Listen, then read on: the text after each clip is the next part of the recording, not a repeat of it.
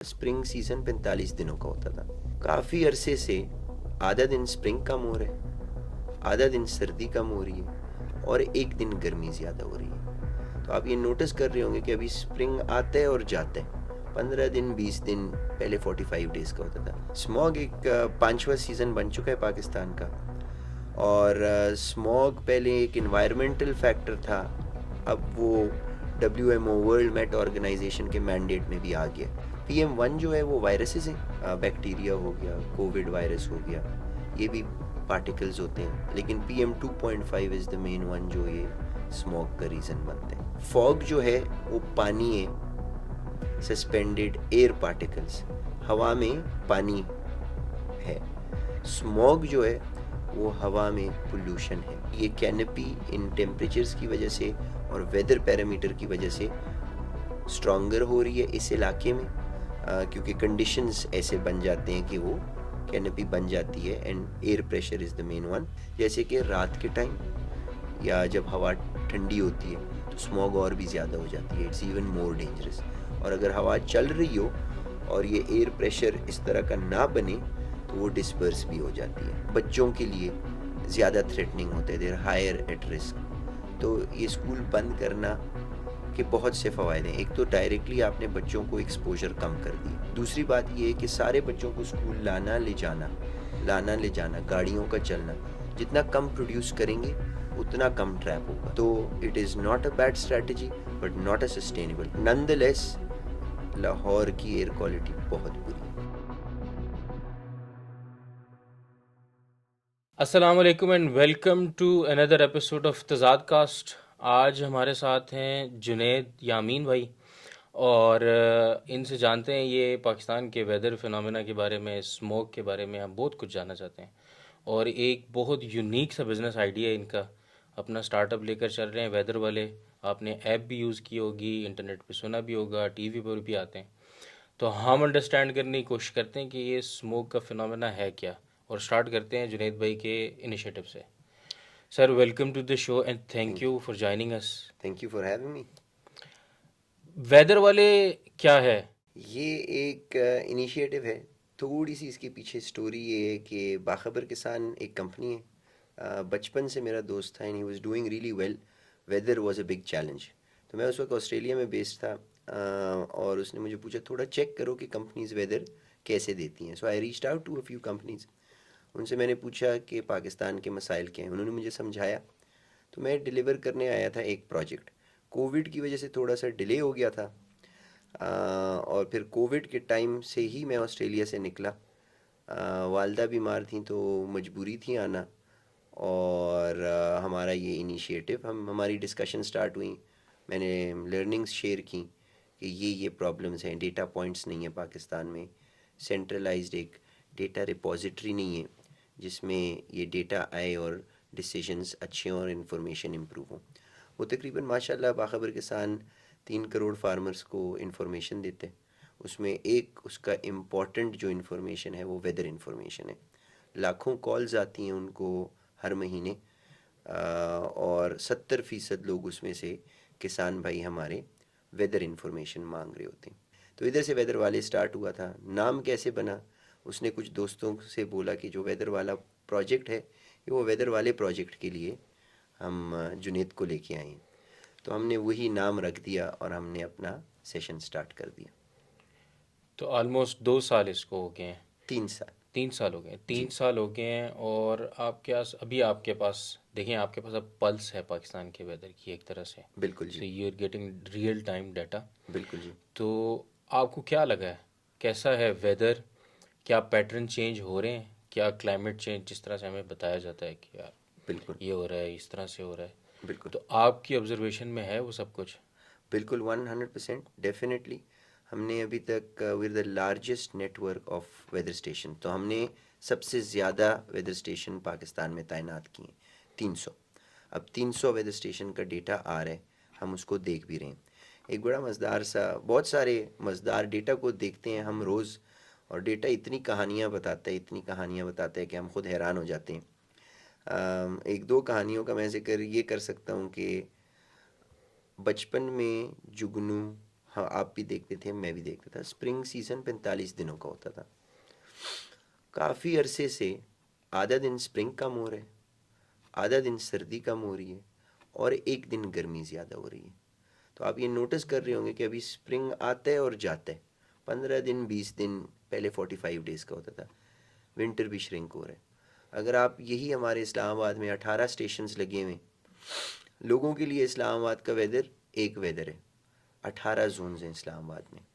अगर आप बनी गाला को देखें, 1500 मिलीमीटर बारिश के करीब हर साल एवरेज है बनी गाला में। उधर से आप कुछ किलोमीटर दूर D12 में आए तो 800 मिलीमीटर बारिश हो जाती है। और जो F9 पार्क है और कुलसूम, इसके दरमियान 1200 mm और 800 mm। तो बारिश का इतना बड़ा डिफरेंस है, टेम्परेचर के डिफरेंसेस। तो डेटा हम देखते रहते हैं, तो definitely there is a change, patterns भी चेंज हो रहे हैं at a micro and macro level. Smoke को कैसे देखते हैं? स्मोक क्या चीज़ है? स्मॉग एक पांचवा सीज़न बन चुका है पाकिस्तान का। और स्मॉग पहले एक इन्वायरमेंटल फैक्टर था, अब वो WMO वर्ल्ड मेट ऑर्गेनाइजेशन के मैंडेट में भी आ गया कि ये वेदर से बहुत ज़्यादा लिंक्ड है। होता क्या है कि क्लाइमेट चेंज की वजह से अगर आप देखें इसको, एक समझ लें ऐसे, हवा का दबाव सबसे मेन फैक्टर। वो हवा का दबाव बनता है और उसको आप समझ लें कैनपी बन गई है। वो जब कैनपी बनती है, उसके नीचे जब बर्निंग, इसमें होता है PM1, PM2.5 और PM10। ये पार्टिकल के साइजेस समझ लें, 1 छोटा, 2.5 उससे बड़ा एंड 10 उससे बड़ा। तो जब ऊपर कैनपी आ गई, इस कमरे में आप स्मोक लगा दें, छत है, जगह बंद है, तो धुआं जमा हो जाएगा। तो इसी तरह वो हवा के दबाव की एक कैनपी बन जाती है और उसमें फिर आप धुआं डिफरेंट सोर्सेज से, गाड़ियों से, क्रॉप बर्निंग से, भट्टियों से, फैक्ट्रियों से, ये सारा धुआं जमा होता जाता है। तो वो लोअर एटमॉस्फेयर में ट्रैप हो जाते हैं, जो हम फिर इनहेल करते हैं। इसमें से सबसे ज़्यादा डेंजरस मेरी इन्फॉर्मेशन के मुताबिक है वो PM2.5, जो जलने वाली जो जो चीज़ें होती हैं उन पार्टिकल्स का, क्योंकि इसका साइज़ ना बहुत बड़ा है और ना बहुत छोटा है, और ये लंग्स में पेनिट्रेट बहुत डीप कर जाते हैं और ये फिर काफ़ी बीमारियों का बायस बनते हैं। PM1 जो है वो वायरसेस हैं, बैक्टीरिया हो गया, कोविड वायरस हो गया, ये भी पार्टिकल्स होते हैं। लेकिन PM2.5 is the main one जो ये स्मॉग का रीज़न बनता है। ये फॉग नहीं है? ये फॉग नहीं है, ये basically suspended particles in the atmosphere हैं। फॉग जो है वो पानी है, सस्पेंडेड एयर पार्टिकल्स, हवा में पानी है। स्मॉग जो है वो हवा में पोल्यूशन है, जिसको हम एयर क्वालिटी इंडेक्स भी कहते हैं। तो एयर क्वालिटी इंडेक्स बेसिकली एक इंडेक्स है, हर मुल्क का अपना इंडेक्स है। US का अपना इंडेक्स है, पाकिस्तान का अपना इंडेक्स है, EPA देखता है इसको, इंडिया का अपना इंडेक्स है। तो समझ लें यूनिट इसका असल में PM2.5 है, उसके ऊपर एक फार्मूला लगाते हैं और AQI की वैल्यू दे देते हैं। तो वो फार्मूला जब लगता है PM2.5 पे, तो US उसको लेट सपोज बताएगा 350। पाकिस्तान के फार्मूला के मुताबिक वो हो जाएगा 300। तो पाकिस्तान की कैलकुलेशन थोड़ी सी नीचे US की कैलकुलेशन से। ये क्या फ़र्क है? मतलब यूएस की डिफरेंट है, पाकिस्तान की डिफरेंट है, पार्टिकल तो वही है। पार्टिकल वही है, उस पार्टिकल पे पार्टिकल बिल्कुल वही है, उसके ऊपर कैलकुलेशन जो हेल्दी एयर की कैलकुलेशन है, उसको वेटेजेस दी जाती हैं और ये एक इंडेक्स बनता है। तो हर मुल्क ने अपनी मर्ज़ी से डिफ़ाइन किया हुआ है कि हम इसको गुड एयर कहेंगे, इसको बैड एयर कहेंगे, इसको हैज़र्डस कहेंगे। तो दो जगहों पे होता है कि एक उसकी कैलकुलेशन में फार्मूला में वेटेजेस ऐसे डालते हैं कि वो थोड़ा या नीचे बताता है अपनी इन्वायरमेंट के मुताबिक। तो हर गवर्नमेंट का अपना तरीका होता है इसको कैलकुलेट करने का। Usually environment protection agencies type की ऑर्गेनाइजेशंस होती हैं जो इस फार्मूला को मुल्क के लिए डिफ़ाइन करती हैं। US का थोड़ा सेंसिटिव है, पाकिस्तान और इंडिया के बरक्स। चाइना का भी अपना एक एयर क्वालिटी इंडेक्स है और उसमें डिफरेंट पैरामीटर्स लिए जाते हैं। मेनली ये पार्टिकल जो हैं वो बर्निंग से जो जनरेट होते हैं वो वाले हैं। मेनली PM तो 2.5। ये जो पॉलिटिकल जो हमारी अथॉरिटीज़ हैं जी या सीएम पंजाब हैं, जी इंडियन सीएम पंजाब भी हैं, वो जी भी यही कह रहे हैं कि क्रॉप बर्निंग से हो रहा है ये। जी तो क्या मेन फैक्टर क्रॉप बर्निंग है इसका? बिल्कुल one of the main factors crop burning है। लेकिन आप ये देखें कि गाड़ियाँ एक बहुत बड़ा रीज़न है। गाड़ियाँ, सिर्फ गाड़ियाँ नहीं, ऑल व्हीकल्स, मोटरसाइकिलें हैं, रक्शे हैं, गाड़ियाँ हैं, बसेस हैं, ट्रक्स हैं, they are a major contributor to, not just फसल को जलाना। इसके अलावा भट्टियाँ हैं, इंडस्ट्रीज़ हैं। तो ये देखिए सारे फैक्टर्स जब मिलते हैं और आबादी ज़्यादा हो रही है, इसको बहुत बेहतर तरीके से एट अ कम्युनिटी लेवल भी मैनेज कर सकता है। All of community approach, government की पॉलिसी, गवर्नमेंट के rules, and there is another part जिसको हम कहेंगे कि community, all of community approach. मैं ऑस्ट्रेलिया में, मैं जैसे आपको पहले भी जिक्र कर रहा था, काफ़ी टाइम रहा हूँ। अगर उधर कोई भी इस तरह की गवर्नमेंट की तरफ से मैंडेटेड पॉलिसी आती है, उसकी इम्प्लीमेंटेशन भी बहुत अच्छी है, लेकिन साथ साथ कम्युनिटी भी एक्टिवेट हो जाती है। जब उधर ड्राउट सीज़न, मैं गया था 2008-9 में, ड्राउट सीज़न था, तो मैं कुछ लोगों से बात कर रहा था और बर्तन धो रहा था, उधर खुद धोने पड़ते थे। तो बर्तन धो रहा था तो नलका खुला रखा हुआ था और मैं साबुन लगा रहा था, तो उन्होंने कहा यार ये सिंक भरो, पानी की कमी है। अब उधर मुझे पुलिस नहीं पकड़ सकती, घर के अंदर था, लेकिन उधर वो एहसास है लोगों में। तो कम्युनिटी, जब लोग ऑफिस जाते हैं तो उधर आप पूछें कि आप दो लोग इकट्ठे क्यों जा रहे हैं, तो कहते हैं इन्वायरमेंट के लिए भी अच्छा है, जेब के लिए भी अच्छा है। So there is that community also understands and plays their part. चाहे मैंने आग लगे हुए देखा है, कम्युनिटी निकल के आती है, government can not do it alone, but government उन्हें सपोर्ट भी करती है, पॉलिसीज़ भी हैं, देर इक्वल फॉर एवरी वन। तो एज अ कम्युनिटी जिसमें government, private sector, not for profit sector और जो आपकी जनरल पब्लिक है, हर बंदे ने अपने लेवल पे इस पे सोचना है और अपने लेवल की एफर्ट पुट इन करनी है। कम्युनिटी पार्टिसिपेशन ज़रूरी है इसको टैकल करने के लिए। अच्छा, ये हमें लगता है जैसे ये बहुत कोई नया फिनोमेना है बिल्कुल कि कोई 2-4 साल से ये स्मोक शुरू है, पहले तो ठीक था। बिल्कुल अब बड़ों से भी बात करें या किसी को कहें कि मास्क पहने या कहें, बिल्कुल नहीं कुछ नहीं होता, इतना हम बचपन से देखने, इतना कोई बड़ा मसला नहीं है। बिल्कुल। और फिर ये कि ये हमारे इंडिया और पाकिस्तान दोनों के पंजाब में ही क्यों है, बाकी इलाकों में क्यों नहीं है? होता क्या है कि वही कैनपी, एयर प्रेशर, हवा का दबाव, ये ऐसा माहौल बना देता है कि ट्रैप कर देता है कोल्ड एयर को नीचे, और वो डिफरेंस ज़्यादा होता है तो ट्रैप, और ये पार्टिकल्स भी हैवी होते हैं, उसी एयर में ट्रैप हो जाते हैं। तो ये आपकी एटमॉस्फेयर में, एक तो हम दो बातें, एक तो हम डिफरेंट सोर्सेज से कार्बन एमिशन ज़्यादा हो रही है, आबादी ज़्यादा हो रही है, गाड़ियाँ ज़्यादा हो रही हैं, डिमांड ज़्यादा हो रही है, ईंट भी ज़्यादा बनानी पड़ती है, बिजली भी ज़्यादा इस्तेमाल हो रही है, वो भी रिन्यूएबल एनर्जी सोर्सेज नहीं है। तो एक तो एमिशंस जनरली ज़्यादा हो गई हैं। It is important to understand, आबादी ज़्यादा होगी और आप रिन्यूएबल सोर्सेज पे, सस्टेनेबल सोर्सेज पे नहीं जाएंगे तो एमिशंस भी ज़्यादा होंगी। एमिशंस ज़्यादा होंगी, आपके ग्लोबल टेम्परेचर्स भी राइज करेंगे और ये ट्रेंड्स पैटर्न्स चेंजेस आएंगी। 2016 और इस टाइम पे भी एक स्मॉग की एक लेयर आई थी, 16-17 गालिबन, लोग ही बताते हैं। लेकिन ऑब्वियसली ये कैनपी इन टेम्परेचर्स की वजह से और वेदर पैरामीटर की वजह से स्ट्रॉन्गर हो रही है इस इलाके में, क्योंकि कंडीशंस ऐसे बन जाते हैं कि वो कैनपी बन जाती है, and air pressure is the main one. और हवा, भारी हवा ज़मीन के पास रहती है, उसी में फिर ये पार्टिकल, जैसे कि रात के टाइम या जब हवा ठंडी होती है तो स्मॉग और भी ज़्यादा हो जाती है, इट्स इवन मोर डेंजरस। और अगर हवा चल रही हो और ये एयर प्रेशर इस तरह का ना बने तो वो डिस्पर्स भी हो जाती है। तो एक हम प्रोड्यूस ज़्यादा कर रहे हैं, ऊपर से कैनपी बन रही है, और फिर उसी कैनपी के अंदर ज़्यादा एक्टिविटी भी हो रही है, तो it gets even more dangerous. Uh, India और पाकिस्तान और ख़ास ये पंजाब के इलाकों के बारे में इसलिए पूछ रहा हूँ कि क्या इसमें जोग्राफ़ी या टेरेन का भी कोई लेना देना है कि यार हवा का प्रेशर यहाँ पे कोई ख़ास है जो यहाँ के स्टक हो जाती है सारी। बिल्कुल कराची में इस तरह से नहीं है, बिल्कुल बलूचिस्तान में नहीं है, और बिल्कुल इंडियन गुजरात में नहीं है, मुंबई जी में नहीं है, बिल्कुल नॉर्दर्न पार्ट्स में है, बिल्कुल ऊपर जो पहाड़ों के करीब है। ये कोई बिल्कुल। ख़ास जोग्राफ़ी का भी इसमें कोई रोल जी, है? ज्योग्राफी का बिल्कुल रोल है।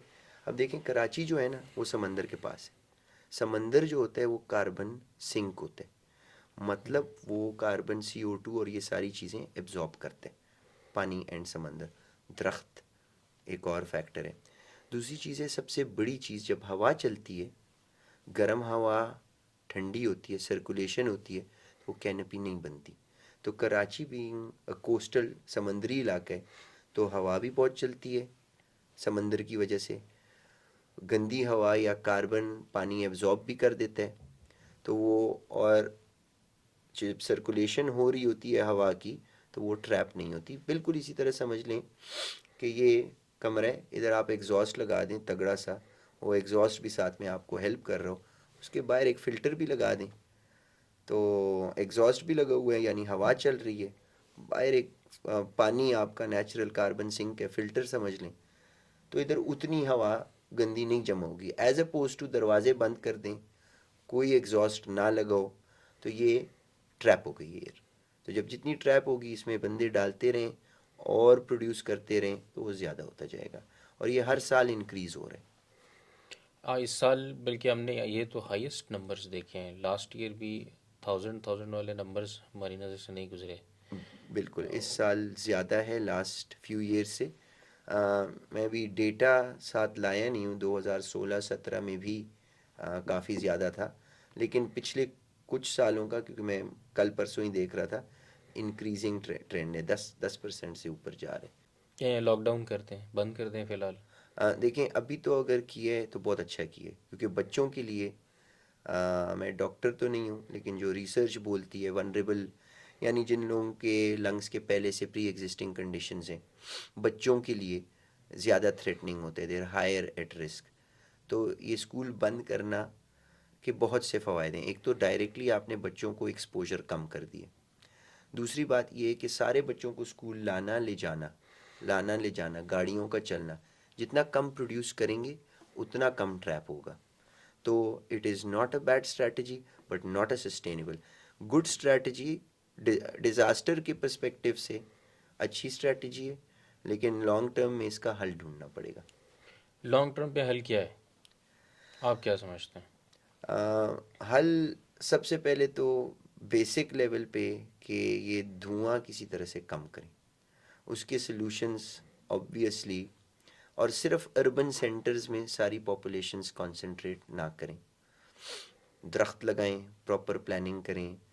कार्बन एमिशन यानी अगर इलेक्ट्रिक सोलर की एनर्जी इस्तेमाल हो के इलेक्ट्रिक व्हीकल्स आती हैं और वो चलती हैं, तो इन सारी चीज़ों को, मल्टीपल फैक्टर्स हैं, उन सबको देखना पड़ेगा, प्लान करना पड़ेगा, और उसके लिए गवर्नमेंट का काम ही किया है कि ऐसी पॉलिसीज़ लेके आएँ जिनसे इन चीज़ों में रिलीफ मिले। Better planning, carbon sinks produce करना, जिन भट्टियों बहुत धुआं प्रोड्यूस कर रहे हैं, उनको या बोलना कि इस धुएं को कैप्चर करें, उससे कार्बन बनाएं, और या वो भट्टियाँ बंद कर दें, बिकॉज़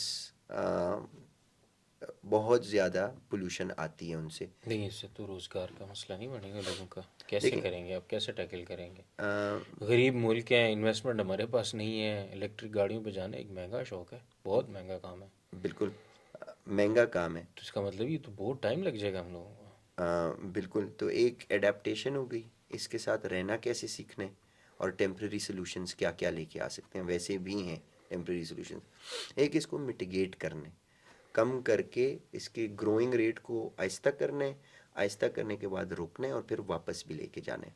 जिससे हम डिटेक्ट करते हैं स्मोक को, या AQI इंडेक्स जिसको कहते हैं, जी। इस पे भी पाकिस्तान में आपको पता है हर चीज़ के पीछे कोई ना कोई कॉन्स्पिरेसी निकल आती है, जी। कोई चीज़ ऐसी फैल जाती है कि हम डिस्क्रेडिट करना शुरू हो जाते हैं जी। एक्चुअल डाटा को भी। बिल्कुल। इसके ऊपर भी एक तरह से शक पड़ता है, वो कहते हैं कोई सेंसर ठीक नहीं है, इतना ज़्यादा तो AQI हो ही नहीं सकता, इतना तो AQI कैलकुलेट ही नहीं हो सकता। बिल्कुल। ये ऐसा कोई इशू है कि हम सही डाटा भी कलेक्ट नहीं कर पा रहे, देखें, या उसको सही रिपोर्ट नहीं कर रहे हैं?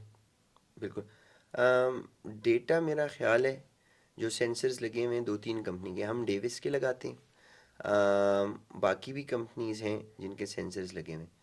सेंसर का मसला नहीं है, 2-3 चीज़ें होती हैं, उनको अंडरस्टैंड करना होता है एक होती है जैसे हमारे सेंसर में एक सेटिंग है, वुड स्मोक एडजस्टमेंट। ठीक है, ये चीज़ इम्पॉर्टेंट है अंडरस्टैंड करने के लिए। जिसका सेंसर लगा हुआ है वुड स्मोक एडजस्टेड है कि नहीं है। होता क्या है कि किसी लोकल जगह पे, जैसे हम I9 में हमारा ऑफिस है, उधर इधर भी आग लग जाती है, उधर भी कूड़ा भी जला रहे होते हैं, वो धुआं भी AQI में काउंट होता है। डायरेक्ट धुआं या उस इलाके में धुआं ज़्यादा हो जाता है। तो sensor is able to detect कि ये जो AQI ठीक तो कह रहा होता है कि ये PM2.5 बहुत ज़्यादा है, लेकिन वो नेचुरली फायर लगी हुई है जिसकी वजह से ज़्यादा आ अच्छा, रहा है। वो कंट्रीब्यूटिंग फैक्टर हाँ, है। तो लोकल जो फायर लगी होती है वो उसकी भी रीडिंग ले रहा होता है। जब आप वुड स्मोक एडजस्टमेंट कर देते हैं तो उस वाली रीडिंग को हटा के नॉर्मल AQI या PM2.5 की बात कर यानी रहा वो होता है। एक्यूमुलेटेड लेता है सबका, यानी जी। एवरेज जो है। दूसरी जो बात है कि वो US का रिपोर्ट कर रहा है, पाकिस्तान का रिपोर्ट कर रहा है या चाइना को रिपोर्ट कर रहा है, वो कौन सा इंडेक्स रिपोर्ट कर रहे हैं। तो that is a very important thing to understand.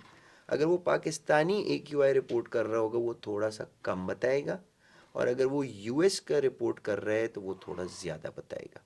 तो मल्टीपल फैक्टर्स हैं। दूसरी बात ये एजुकेशन बहुत इंपॉर्टेंट है। वो लोग ये जो सेंसर ऑपरेट कर रहे हैं, जब अथॉरिटीज़ भी थोड़ा बहुत शोर मचाती हैं, वो यही कहती हैं कि सेंसर ख़राब से ज़्यादा इन सेटिंग्स को और रिपोर्टिंग स्टैंडर्ड्स को फॉलो किया जा रहा है या नहीं। बट नंदलेस लाहौर की एयर क्वालिटी बहुत बुरी है। स्मोक टावर हम सुन रहे हैं कि कहीं इंस्टॉल भी किए गए हैं, और ये क्या ये सेंसर है मॉनिटरिंग के लिए है, ये कोई हल है इसको किसी हद तक कम करने का, यही कैसे काम करता है? ये बिल्कुल आप जैसे कमरे में ह्यूमिडिफायर लगा देते हैं, एयर क्लीनर कह दें, एयर प्योरीफायर कह दें, तो ये डिफरेंट टाइप की इसमें भी टेक्नोलॉजीज़ हैं। एक है आयोनाइजेशन टेक्नोलॉजी, जो एग्जिस्ट करती है, इंडिया ने भी बनाई हुई है, चाइना ने भी बनाई हुई है, बाकी कंट्रीज़ ने भी बनाई हुई है। होता क्या है इसमें कि नेगेटिव चार्ज्ड पार्टिकल्स करंट देते हैं, और वो नेगेटिव चार्ज पार्टिकल्स हवा में जाते हैं। जब वो हवा में जाते हैं, वो जैसे स्टैटिक नहीं होता, बालों में आप आते हैं तो चिपक जाते हैं, चार्ज होता है। चार्ज होते हैं, तो समझ लें उसी तरह चार्ज होता है। और उस पे स्मोक पार्टिकल्स PM2.5 वाले वो चिपकना स्टार्ट हो जाते हैं, हैवी हो जाते हैं। नीचे बड़े बड़े पंखे लगे होते हैं, वो उन चार्ज पार्टिकल्स को नीचे खींचते हैं। तो ये चार्ज पार्टिकल्स क्या करते हैं, वे वैसे तो पंखे नीचे हवा उधर होगी, ये उनको बड़ा कर देते हैं, उनको खींचना आसान कर देते हैं। तो बेसिकली लाहौर जैसी सिटी में नंबर 10 to 20 के दरमियान, ये मेरा अंदाज़ा है, रैपिड डेव बेहतर कंफर्म कर सकेगा। वो ट्रायल्स कर रहे हैं, एरियाज़ भी देख रहे हैं, कितने लेवल्स पे कम हुए, उनके एक्सपेरिमेंट्स चल रहे हैं। लेकिन इससे डेफिनेटली अगर ये चलते रहें तो हवा में सफाई का काम होगा। जैसे कमरे में आप डस्ट गैदर कर लें और एक ह्यूमिडिफायर या एयर प्योरीफायर लगा लें, अच्छा फ़िल्टर लगा हुआ हो, या इवन आप एसी को, जब आप एसी का फ़िल्टर निकालते हैं और कमरे में अगर लोग सिगरेट पी रहे हो तो वो काफ़ी काला होता है, तो वो, और उसको आप धोएं तो उससे कार्बन पार्टिकल्स निकलते हैं। तो ये एग्जैक्टली यही कॉन्सेप्ट है फ़िल्टरेशन के, और डेफिनेटली हल करते हैं, लेकिन ये सलूशन नहीं है। ये भी एक जब तक आप इस इतनी ज़्यादा एमिशंस को रिड्यूस नहीं करते और आप कोई प्लान नहीं बनाते, तो ये तो नहीं कि आप हर वक्त ये चीज़ें चलाते रहेंगे, बट इफ़ेक्टिव आपकी इमीडिएट एटमॉस्फेयर एंड सराउंडिंग भी साफ़ हो जाए और 100 पॉइंट्स तक कम हो जाए AQI, तो इट्स स्टिल बेटर। यानी इसका इफ़ेक्ट है, लेकिन लॉन्ग टर्म सोल्यूशन ये नहीं है, ये भी टेम्परेरी है। जी, ये भी टेम्प्रेरी है, और लॉन्ग टर्म तो सोल्यूशन नहीं है। अगर हम इसको गेज करें, फॉर एग्जांपल जी 500 AQI है अभी हमारे इर्द गिर्द फॉर एग्जांपल, जी और यहाँ पे एक स्मोक टावर लगता है, बिल्कुल। तो हम क्या समझेंगे कितना कितना उससे फ़र्क पड़ जाएगा, 500 से कितना तक आ सकता है?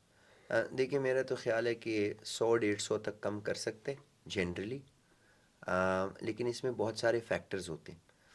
अब ये देखें कि ये 300-400 भी कम कर सकते हैं।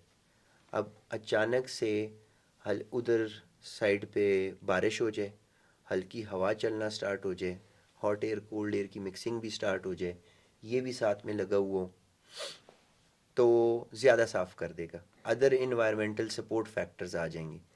गाड़ी को लेट सपोज आप धक्का दे रहे हैं, तो और हल्की सी स्लोप भी है, तो आपको वो सपोर्ट मिल जाएगी, तो आपका धक्का ज़्यादा कामयाब होगा।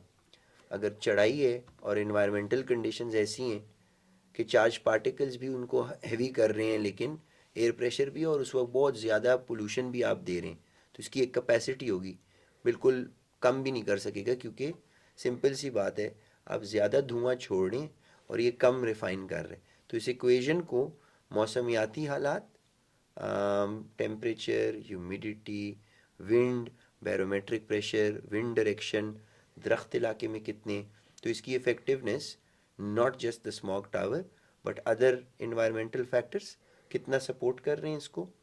और दूसरी बात है, अगर आप उस जगह में कांस्टेंट धुआं फेंक ही जा रहे हैं, तो ये जितना भी साफ़ करते रहे और वो धुआं ज़्यादा हो, और ये उस वक्त ऑब्वियसली कम काम कर सकेगा।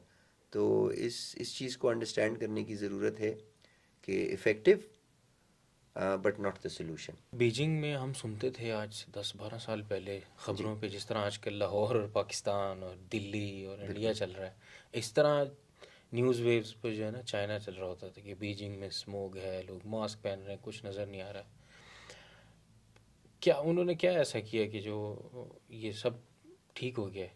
उनकी टेक्नोलॉजी भी, वो दिनों में और घंटों में पूरी बिल्डिंग ही खड़ी कर देते हैं, और उनके पास ये टेक्नोलॉजी है भी, उन्होंने इम्प्लीमेंट भी की है।